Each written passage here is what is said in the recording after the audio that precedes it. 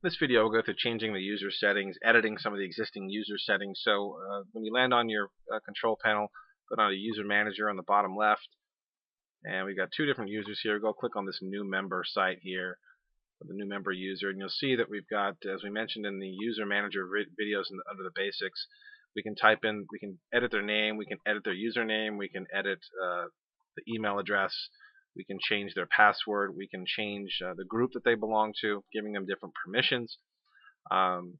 If we can block the specific user, we can allow them to receive system emails. You notice that they don't need to be an administrator in order to receive system emails. So if you've got a publisher and editor that you feel needs to be receiving content when it comes in, and what that means by system emails is that when there's, let's say for instance you have an author who submits a piece of content, or somebody else submits a piece of content or a link, whoever receives system emails will be notified that a piece of content was submitted.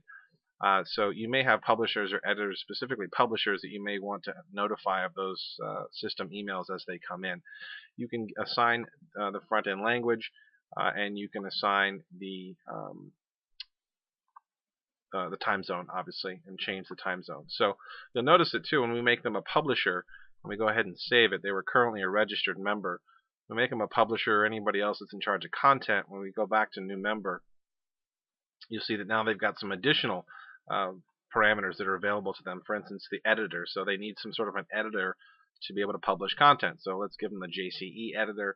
The help site, will make it the local site. We can send them to the website if they need help, and then we'll hit save. So, and then if we change them to an administrator and we hit save, and then we'll go back into the user, everything is actually the same. So if we're a super administrator and we create an administrator, we can again choose to allow them to receive system-wide emails. We can block them. We can assign them their editor and their front-end language and whatnot. So that's just a real quick run-through on editing existing users. If you've got a website where you have multiple content contributors, folks that are obviously publishing content to your website and submitting content to your website, then you may want to familiarize yourself with this. If folks, you may have multiple editors that are also involved with your website, meaning WYSIWYG editors.